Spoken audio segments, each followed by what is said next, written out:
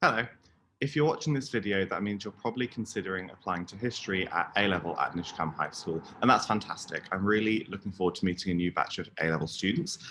This video should hopefully talk you through some of the main questions you would have, but of course, if you do have any more questions, if you're an internal student, just feel free to come and see me. If you're an external student, we always welcome students to email us through your student email to my teacher email. So, first of all, I'm going to talk you through some of the key things I think you should know about A-level history at Nishkam. So first are our principles when we teach history. Academic rigour.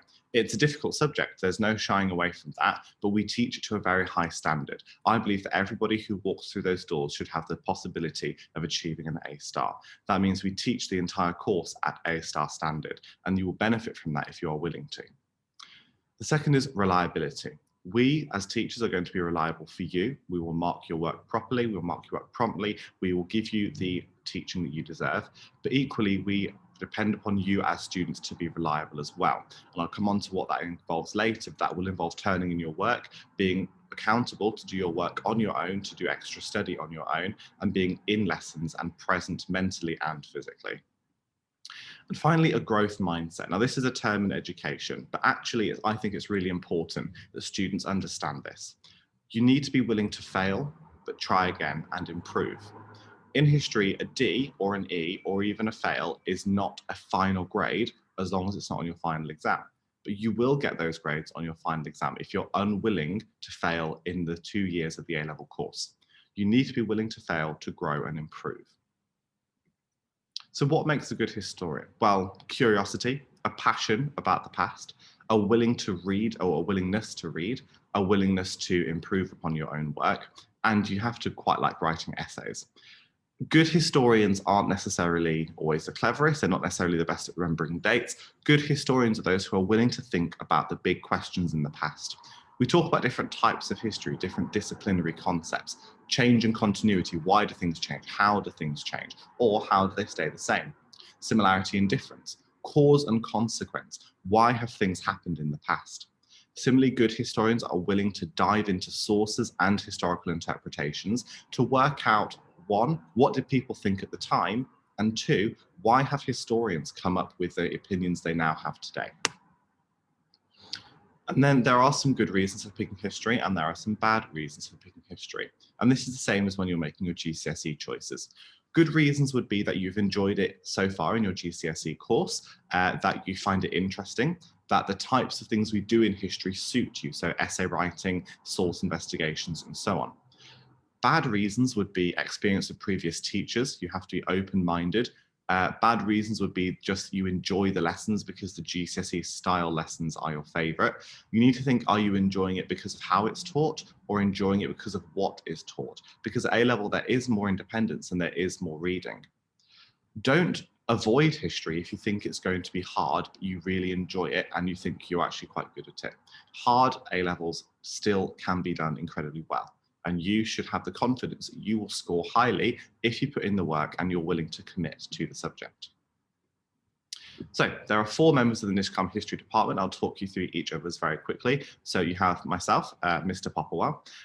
I'm really interested in, well, I'd like to say I'm interested in a lot of history, but in particular, the Renaissance, which is the period in between the Middle Ages and the Industrial Revolution. Particularly, I really like the European Renaissance, so in Italy, Germany, France, and then how it comes to England during the Tudor period, especially during Elizabeth's reign. I'm a big fan of political history. My own degree is actually in politics and history, and then revolutions, especially things like the French Revolution, but also economic revolutions like the Industrial Revolution and so on. And I teach the civil rights movement in the USA. That's not just the civil rights movement as you probably know it, so African Americans fighting for political rights in the 1960s, so Martin Luther King, Rosa Parks, all those more famous cases.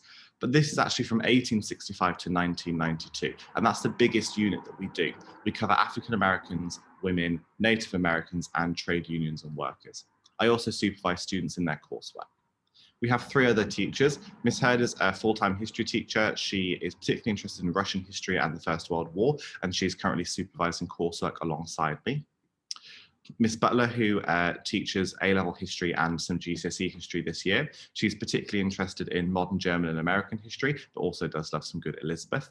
And she's teaching the Democracy and Dictatorship unit, which is essentially Weimar Germany, Nazi Germany, and Cold War Germany in year 12. And then our final history teacher is Miss Darby. She's particularly interested in early modern history, which is my weakest part, so we complement each other quite well. And she's really interested in historical literacy, writing and reading like a historian. And she's currently teaching the early Stuarts paper, which is James I, Charles I, of the Civil War, and Oliver Cromwell in year 13. So it's a nice, well-rounded department. We all have our different kind of interests and strengths, and we like to work together to make sure that every student gets the best level of supervision from the person who might support them the best. Now, what can you expect in your history lessons? And I think this is quite important to emphasize that actually no two lessons will be exactly the same. There will be a fair amount of guided reading. That's going through whether it's textbooks, whether it is going through historical writing, articles. We need you to read, we need to discuss what you've read, and we need to make sure you're reading it like a historian. We'll also do a lot of essay planning and, of course, essay writing. Sometimes you'll have mini lectures where you just have to sit, take notes and ask questions from the teacher's experience. But we also, especially in my A-level unit for the American topic, we do a lot of timelining and living graphs. So along the back of my A-level classroom, we have an evolving timeline where we put all the main events that we've discussed. And every time we have a key moment, we put it on the timeline. Sometimes we go to the timeline and we move things. So we move things to chart political rights, social rights, or economic rights, and see how different events affected those themes in different ways. We expect challenge and we give you challenge. If you're going to turn up to history lessons expecting to be able to just absorb what your teacher is telling you, that's very rarely going to be the case. You need to be willing to think, and if you engage with the challenge, you will improve and you will make progress. We also expect you to show independence in lessons because there will be sometimes independent tasks. They will be inside and outside of lessons. And if you come to your lesson without having done your independent work, we're not going to catch you up. We will allow you to fall behind and we will expect you to catch yourself up under your own accountability. At A-level, we don't hold your hand through the course. We teach it, we lead the way, we challenge you, but we certainly can't and won't do it for you. And you can expect plenty of reading and writing. I'm not going to shy away from the fact that history is a very literary subject, much more so than at GCSE, and we expect you to be reading and writing extended pieces of work. If you're uncomfortable with that, you need to actually question whether history A-level is the right thing for you, because history A-level is a challenging, academic, written subject, and it doesn't always translate to just enjoying thinking about history. So what will you study? Well, I've already briefly talked you through. These are the papers we're doing this year and therefore probably the papers we'll do in the future. Feel free in the recording to go back and pause this. I don't feel like I need to really talk you through these anymore.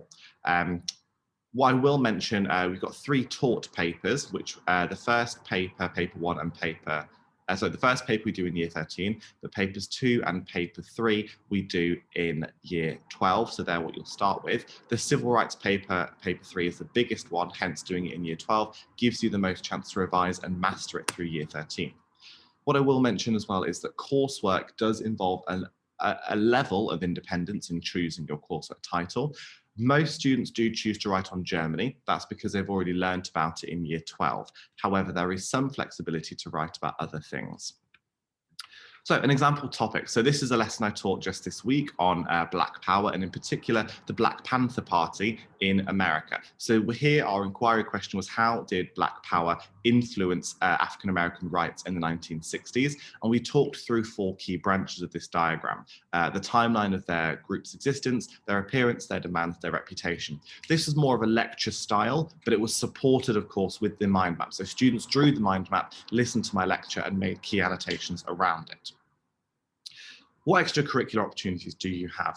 There are some trips, particularly if you want to get involved in our Holocaust work, Holocaust education. We are a Holocaust beacon school and we have the quality mark from the UCL, University College of London, which means that we do a lot of work with the university, but also trips and so on. There are essay competitions. Sometimes we organise for lectures or masterclasses at universities. And during coursework, there's plenty of opportunities to go out and do research, whether that is in libraries or actually to museums and archives. So where can history take you? Well, when I say a facilitating subject, this is something that used to be used by a group of elite universities called Russell Group universities. It's no longer used as such. However, I think the description still stands. History allows you to do lots of things because it doesn't just build knowledge, it builds very strong skills. And history is a respected degree and a respected A-level by lots of universities and careers. In terms of careers, anything to do with writing, and that will include fiction writing or factual writing and reporting. History is a very common A-level for going into law. Anything with management, recruiting, consulting, the private sector like history. Historical consultants, so if you're working on a TV show or a film, making sure that the history is correct. On the One Show or any kind of morning TV, where they're asking about what happened. Actually, there's a significant demand for historical knowledge in the current climate. And of course, teaching, although that might not be on the top of your list, but it was certainly on the top of mine. And of course, just reminding you that history skills are helpful in the real world. People think of history as too abstract, as being just an academic subject, but the skills to research, to write, and to form a coherent argument, these will stand you in good stead in your adult life. So I've mentioned this briefly, but I will just go back over what we expect from you because it is challenging and rigorous. We expect you to rise to that challenge. And Nishkam has a track record of excellence. We will help you do well if you are willing to put in the effort to do so. Now, this does involve excellent attendance and punctuality, being ready to struggle, but also put in the effort to improve. The accountability to seek out your own opportunities to improve. We can't teach you to an A star. We can teach you the work. You need to rise to the A star by reading, by researching, and by being accountable for that progress yourself. And that involves the fourth bullet point, reading around the subject. We do study a range of types and times in history. Not all of it will be your favorite. However, we expect you to put in the diligence to master what you're unsure of and the passion to excel in your favorite areas.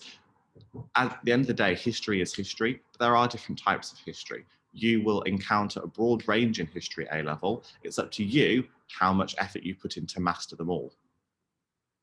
So these are some quotations from real Year 13 students at Nishkam High School. I'll let you read those of your own time. Feel free to pause the video. I will just promise you that these are real students and they did say these things. There's not much to say about the qualification details. It's an A-level in history. We study with the exam board OCR, and we do not take the AS exam at Nishkam High School. So you would do a full 2-year qualification course. So that's the end of the history part of the presentation. There are a few slides here from Mr. Ruhr, the head of the sixth form. Please do get in touch if you have more questions. I'd be absolutely thrilled to welcome a large group, a small group, any group of A-level historians. But I just want to make sure that you are passionate, that you are prepared for the challenge. And if so, I really look forward to welcoming you. Have a nice day.